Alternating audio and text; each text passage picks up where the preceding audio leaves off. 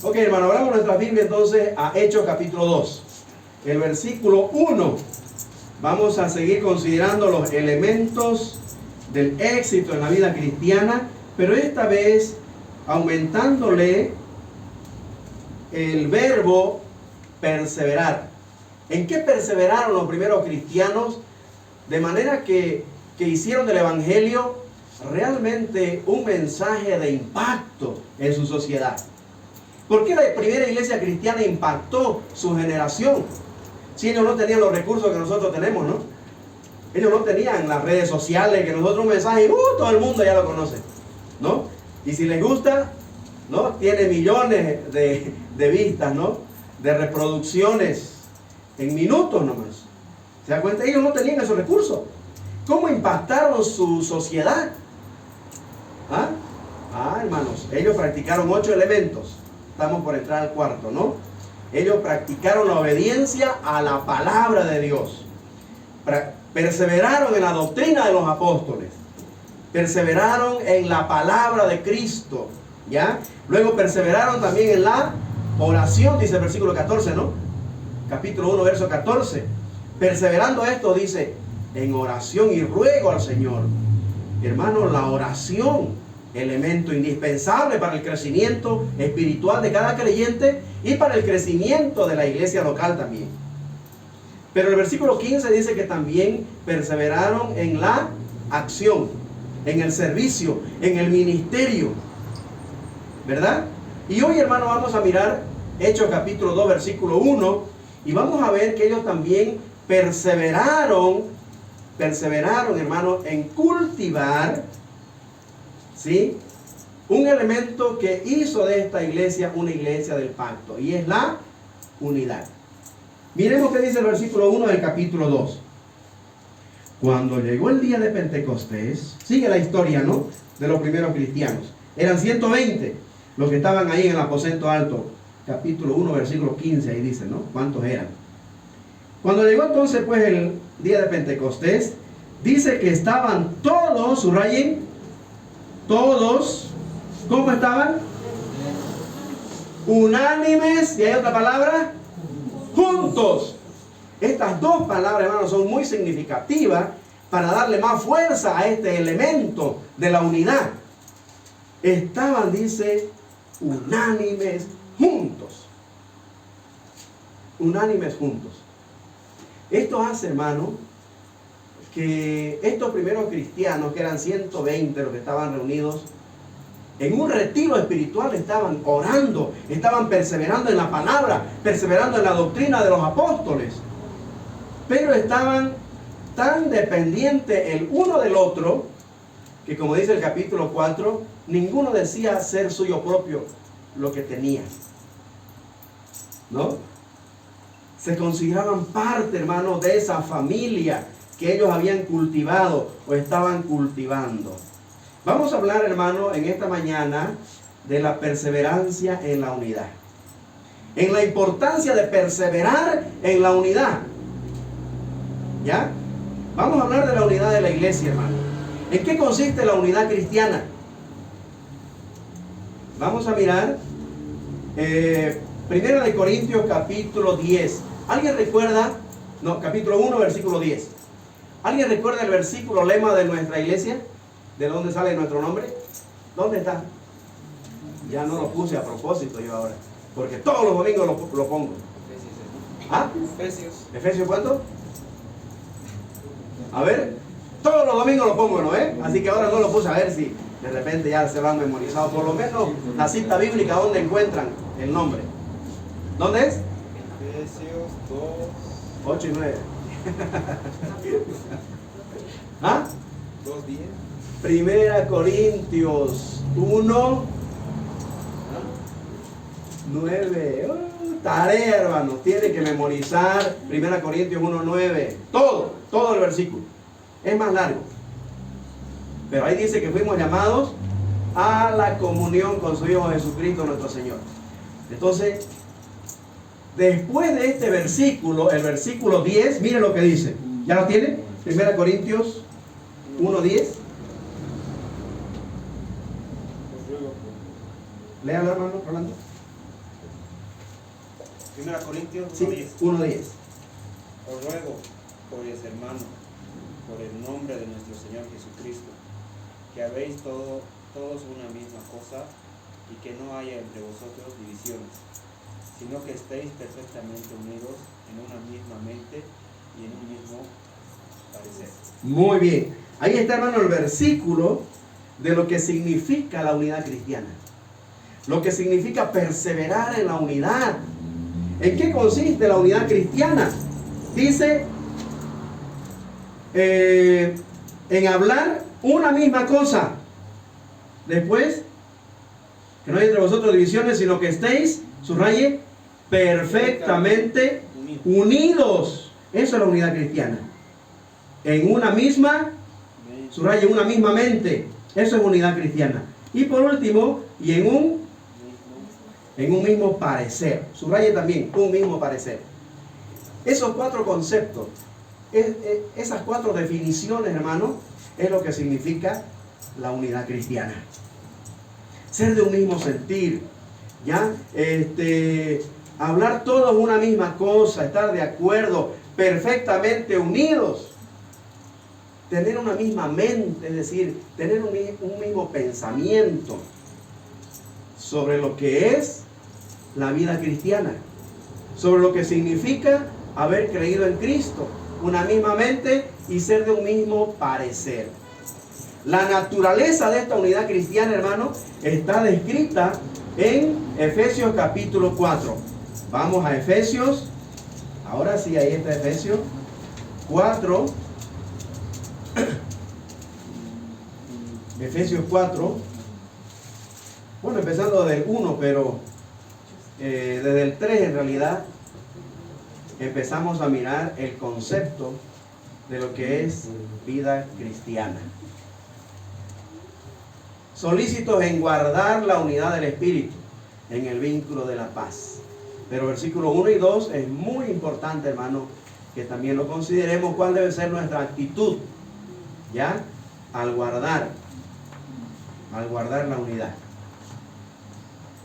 Pero mire lo que dice: solícitos en guardar la unidad del Espíritu en el vínculo de la paz. Número 1, un cuerpo. Lo vamos a leer primero. Un cuerpo y un espíritu, como fuisteis también llamados en una misma esperanza de vuestra vocación. Un Señor, una fe, un bautismo, un Dios y Padre de todos, el cual es sobre todos y por todos y en todos. ¿Ya? Entonces, en los versículos 4 y 5, hermano, tenemos realmente la naturaleza de la unidad cristiana. Hay algunos elementos ahí que son innegociables acerca de en lo que debemos estar nosotros unidos, en un mismo sentir, una misma cosa, perfectamente unidos, en un mismo pensamiento, es una misma mente, en un mismo parecer, en estos 7 elementos de la unidad cristiana. ¿Ya? En primer lugar, debemos estar perfectamente unidos en un cuerpo. ¿Qué significa el que debemos estar perfectamente unidos o solícitos en guardar la unidad del Espíritu Santo en la iglesia, en el vínculo de la paz? Que todos estemos en paz, pensando en que somos un solo cuerpo, de que hay un solo cuerpo. No hay 2 cuerpos de Cristo, porque no hay 2 cabezas. Hay un solo cuerpo y hay una sola cabeza. La cabeza es Cristo y el cuerpo es Hay una sola iglesia, hermanos. Pueden haber diferentes iglesias locales, ¿ya? Porque la iglesia local es la manifestación visible del cuerpo de Cristo, la iglesia universal, de la cual formamos parte quienes hemos creído en Cristo y le hemos recibido como Señor y Salvador. ¿Ya? Pero debemos estar de acuerdo, hermano, en que hay un solo cuerpo de Cristo, que es la iglesia.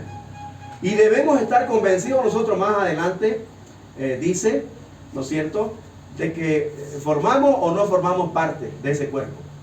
¿Soy parte o no soy parte de ese cuerpo? Dice Pablo en 1 Corintios 12, de que el que ha creído en Cristo ha sido colocado en ese cuerpo, en algún lugar, y tiene su función. Así sea una célula en tu cuerpo, en el cuerpo de Cristo, tiene su función esa célula, ¿sabía? Peor si es un miembro, tiene su función. Aún sea más insignificante, podríamos pensar tal vez en el dedo meñique, ¿no? Dedo meñique, ¿no? Todos los demás son más grandes que ese chiquitín, ¿no? ¿Para qué sirve? A ver, sáqueselo, pues si no sirve.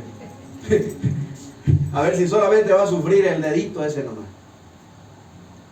Ese dedito afecta a todo el cuerpo, hermano, todo el cuerpo, porque forma parte del cuerpo y es tan importante como el ojo y el oído. Y ahí Pablo en 1 Corintios 12 dice, porque no soy ojo, dice la boca, ¿no? Porque no soy ojo, no soy del cuerpo. No, igual es del cuerpo. Algún miembro de repente se va a sentir incómodo de estar en ese lugar y va a decir, no me ha gustado ser, qué sé yo, ¿no? El riñón.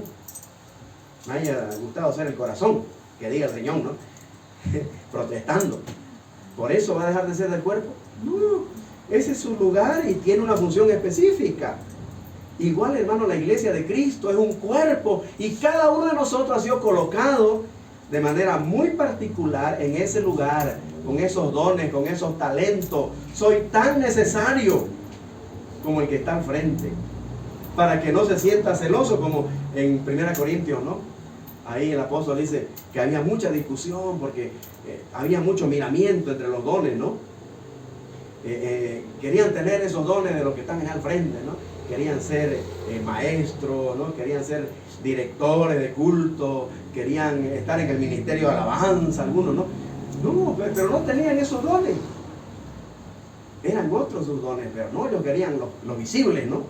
Querían ser pastores, de repente, ¿no? Predicadores, maestros, directores de culto, ¿no? O de repente músicos, ¿no? O el de la voz principal del coro, ¿no? No, hay diferentes dones, hermano. Pero hay un solo cuerpo. En eso tenemos que tener unidad, hermano. Estos son doctrinas innegociables. ¿Ya? Innegociables.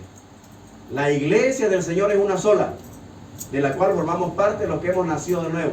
Si tú has creído en Cristo y la has recibido como Señor y Salvador, la Biblia dice que fuiste sellado y colocado en el cuerpo de Cristo. ¿Ya? Y hay un solo cuerpo de Cristo, la iglesia de Cristo, que Él viene pronto a llevar. Ahora, tú tienes que, tú eres responsable, ¿ya?, de analizar tu vida y mirarte como en un espejo. ¿Realmente soy miembro de ese cuerpo de Cristo? ¿Soy parte de ese pueblo que viene pronto a llevar el Señor? La cabeza, Jesucristo, nuestro líder, nuestro rey, viene pronto a llevar a su cuerpo, la iglesia, para allá en el cielo, unirse para siempre con ella. Así dice la palabra. Y así estaremos siempre con el Señor. En las bodas del Cordero se realizará, hermano, la unión. Es una figura, ¿no? Es una metáfora, pero que habla, hermano, de nuestra relación con Jesucristo. Es tan hermoso y tan precioso, hermano. Por eso Él nos llama. Somos llamados, hermano, a tener esa comunión, a cultivarla ahora, para que la disfrutemos por la eternidad cuando Él venga a llevarnos.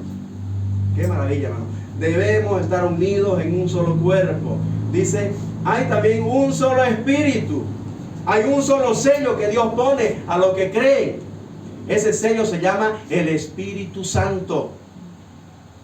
Y tenemos también que aprender a hacer, no solo de la eclesiología. La doctrina de la iglesia o del cuerpo de Cristo se llama eclesiología. La doctrina del Espíritu Santo se llama neumatología. Neumatología estudia todo lo referente al Espíritu Santo. ¿Por qué neumatología? Porque la palabra griega para espíritu es neumáticos, neumaticón, ya lo espiritual, el espíritu, ya, de ahí viene la palabra neuma, ¿no? Espíritu. Entonces ahí está la neumatología, el estudio del Espíritu Santo. Así como iglesia viene de la palabra eclesia. Eclesia quiere decir asamblea, ¿no ves? Quiere decir los convocados, los llamados fuera. Fuera, ¿no? Del mundo. Solo los socios, reunión de socios. Aquí están solo los socios. Esa es la asamblea, eclesiología. Por eso la doctrina se llama eclesiología. La palabra es eclesia. Eclesia. ¿Ya? De ahí viene la palabra asamblea. Eso es eclesia, una asamblea, una reunión de los socios, de los llamados fuera. ¿Ya? Eclesiología estudia todo lo que es la iglesia universal, la iglesia local, cómo está constituida, cómo es su liderazgo, cómo son los miembros, cuál es la responsabilidad de los líderes, la responsabilidad de los miembros, etc. ¿Ya? Y el estudio del Espíritu Santo se llama neumatología, entonces. Muy bien. Después el tercer elemento, la naturaleza, hermano, de la unidad, no solamente es que somos un solo cuerpo, debemos mantener la unidad en el cuerpo, en el Espíritu Santo, pero también dice tenemos una misma esperanza. Una misma esperanza de nuestro llamado, de nuestra vocación, hermano. Esa esperanza de vida eterna, lo que tiene que ver con la salvación, hermano, de nuestras almas. Es una sola. Tenemos una sola esperanza como hijos de Dios renacidos. ¿Ya? Una sola esperanza. Él viene pronto por nosotros. Esa es la esperanza, hermano, de que Dios en Cristo nos ha perdonado. Cuando tú has creído en Cristo y le recibiste como Señor y Salvador, yo creo que es una fecha que nunca olvida uno, ¿no? Yo siempre le comparto, un 12 de noviembre de 1981, 9:30 de la noche, era después del culto de estudio bíblico, un jueves. ¿Qué me voy a olvidar cuando nací de nuevo? ¿Qué me voy a olvidar? Es como si usted se olvide de su cumpleaños, digamos, su cumpleaños físico. El cumpleaños espiritual, ¿qué me voy a olvidar, pues? Y todo hijo de Dios pienso que cuando recibe a Cristo no se olvida jamás. Porque tiene que ver, hermano, con cómo Dios te ha sellado. O sea, Dios puso su marca. Efesios 1:13 dice, ¿no? En Él también vosotros, habiendo oído la palabra de verdad, el evangelio de vuestra salvación, y habiendo creído en Él, ¿fuisteis? Sellados con el Espíritu Santo de la promesa. Ese es el sello. El Espíritu Santo. ¿Ya? Muy bien. Un cuerpo, un espíritu, una misma esperanza entonces. La vida eterna, el ser sellado y pertenecer a Cristo, nuestra salvación. Y la palabra salvación, hermano, también tiene que ver con otra doctrina del Evangelio. Soter, la palabra soter, ¿no? El estudio de la salvación se llama, hermano Juan, soteriología, exactamente. De la raíz soter, salvación, ¿no? También es otra doctrina. Hermano, también tenemos que nosotros promover la unidad, mantener, guardar la unidad del Espíritu en cuanto a la doctrina de la salvación. ¿Ya? La seguridad de la salvación, cómo podemos ser salvos, qué va a pasar en realidad con todas esas doctrinas que encierran la salvación, ¿no? Redención, justificación, santificación, glorificación, todo eso incluye la salvación. La doctrina de la soteriología, ¿ya? Una misma esperanza. También dice, número 4, es otro elemento de la naturaleza de la unidad cristiana, que debemos estar unidos en un solo Señor, porque hay un solo Señor, un solo Kurios, es la palabra, ¿no? Griega, Kurios, Señor, soberano, ¿ok? Entonces, la palabra Kurios, Señor. Jesucristo, hermano, es nuestro Señor. ¿Ya? Jesucristo. La palabra Cristo, Christos, de ahí viene también la doctrina. Cristología, exactamente. La cristología, hermano, es otra doctrina en la cual debemos nosotros perseverar en mantener la unidad. Eso estudia quién es Jesucristo como Hijo de Dios, ¿no? Como Salvador, como Redentor, como Dios, etc. ¿Ya? Todo lo que tiene que ver con la doctrina de Cristo, cristología. Un solo Señor. También dice, número 5, una sola fe. Una fe. Una sola forma de ser salvo, hermano.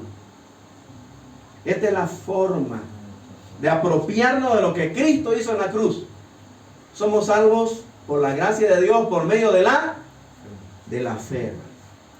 La fe es la respuesta del pecador a la oferta salvadora de Cristo, a la gracia de Dios, al regalo que no merecemos que Dios nos ofrece de la vida eterna. Mi respuesta es mi responsabilidad. Yo soy responsable al escuchar el Evangelio, si aceptarlo, recibirlo o no. El que no cree, ¿qué dice? Ya ha sido condenado por no haber creído en el nombre del unigénito Hijo de Dios. Pero el que cree, dice, ha pasado de muerte a vida, recibe la vida eterna, es llamado, San Juan 1:12, Hijo de Dios, ¿ya? Ha nacido de nuevo a una nueva vida. Viene a formar parte del reino de Dios. Una sola fe. Después dice número 6, hay que guardar la unidad en la última parte del 5, no están con su Biblia abierta, ¿no? Un bautismo, hermano. ¿Ya? Hay una sola fórmula de identificación. El bautismo, hermano, es como la cédula de identidad de un ciudadano. El bautismo es el testimonio público de nuestra fe. Es identificarme públicamente con Jesucristo. Y esto tenía un tremendo significado en el primer siglo. Porque en un lado del río estaban los cristianos identificándose con Cristo a través del bautismo. Y al otro lado del río estaban los familiares o los religiosos esperando a ese, mirando quién es para perseguirlo y castigarlo, ¿no? Por haberse identificado con Jesucristo. Era grave, hermano, antes. Todavía en mi tiempo, en el bautismo. Eso fue lo que rebalsó el vaso en mi casa para que me echen. Patitas afuera con cama y petaca. Todas mis maletas en la calle. No, hasta que haya y que recibió a Cristo está bien. Pero ya bautizarte, tortillero, ya vos fuiste bautizado. Cuando tenía 3 meses te bautizamos, me dio mi madre, ¿no? Me hizo recuerdo. Ya vos diste tu primera comunión, ya has dado la confirmación, si eras catequista. ¿Cómo vas a ser tortillero? Afuera, ¿no? Imagínense. Porque el bautismo, hermano, tiene que ver con ya una identidad. Por eso algunos cuando reciben a Cristo y saben lo que significa ese paso importante en la fe, dicen, no, yo pastor todavía, ¿no? De que salga bachiller, dicen algunos, ¿no? Y así me decían en el colegio, de la que había recibido, ¿no? Había curso de bautismo, pastor, es que la fiesta, el promo, bueno. Después nomás, y después pasaba la fiesta de promo, y ya entraba la U y demás cosas, pastor, después nomás de que salga profesional. La fiesta de la graduación de promo, y también de la universidad de profesional. Pero el tema es que, hermano, el bautismo es nuestro carnet de identidad. Hay muchos que profesan nomás el cristianismo. Sí, yo soy cristiano. Claro, no voy a ser un caballo, no soy cristiano. Yo voy a tal iglesia. No, pero si no obedece al Señor en esta ordenanza, no hay una identidad de esa persona. Claro, está en el bollo ahí como un religioso más, ¿no? Porque el mundo está lleno de religiosos ahorita. Pero renacido, hijo de Dios, identificado con Cristo, muy pocos. Y hay un solo bautismo, una sola forma de identificarse con Cristo, hermano. Y es el bautismo. ¿Ya? Y es una doctrina básica que debemos mantener la unidad ahí. Una sola forma de identificarse con Cristo y es a través del bautismo. Y por último, versículo 7. El 6 sería, ¿no? Y tenemos no solamente un cuerpo, un espíritu, una esperanza, un Señor, una fe, un bautismo, sino también un Versículo 6. Un Dios y Padre. Hay un solo Dios y Padre, hermano. ¿Ya? El cual le dice de todos, el cual es sobre todos y es por todos y en todos. A Él sea la gloria por los siglos de los siglos. Amén. Hay un solo Padre, hermano. Tenemos también que mantener la unidad en esta doctrina. Tenemos un solo Dios y Padre. ¿Ya? En la unidad del Hijo y el Espíritu Santo. Son los 7 elementos, hermanos, de la naturaleza de la unidad cristiana. Esto es mantener la sana doctrina. Que usted sea sano en ser celoso de estos 7 elementos de la unidad cristiana, del cristianismo. Estos elementos son innegociables, hermano. ¿Ya? Que Jesucristo es Dios, el Espíritu Santo es Dios, el Padre es Dios. ¿Ya? Eso es la doctrina de la Trinidad. Hay una sola iglesia, hay un solo Señor, un solo bautismo, una sola forma de ser salvo, que es la fe, una sola esperanza. En fin, esto es perseverar en la doctrina de los apóstoles, hermanos. Y en este último tiempo estamos dejando estas doctrinas a un lado por estar discutiendo por cosas triviales e insignificantes, secundarias, de prácticas religiosas. Por eso nos hacemos problemas ahorita. Ya no por defender la sana doctrina. Estamos peleando y discutiendo si para orar hay que levantar las manos o no, si para cantar hay que ponerse de pie o no. O sea, cosas triviales, ¿no? Y algunos religiosos, ¿no? Siempre mirando qué es lo que hace el otro, ¿no? Y dicen, no, eso no es practicar la sana doctrina, ¿no? En vez, hermano, de mirar estos elementos que hacen de la unidad cristiana su naturaleza, donde están centradas, hermano, todas las doctrinas del cristianismo. Y aquí es donde nos manda el Señor a que seamos solícitos en guardar la unidad, en lo fundamental, las doctrinas básicas. Y en lo secundario hay pues prácticas. Algunos, por ejemplo, se ponen celosos de que cantemos coros usando las palmas, digamos, ¿no? Ay, uy, y aquí no está la sana doctrina, ¿no? Porque estamos llevando el ritmo con las palmas. Nada que ver, pues son cosas secundarias. ¿Cómo no vamos a hacer problema por eso? ¿No? O porque escuchan la palabra ayuno, digamos. Ya se hace problema por eso.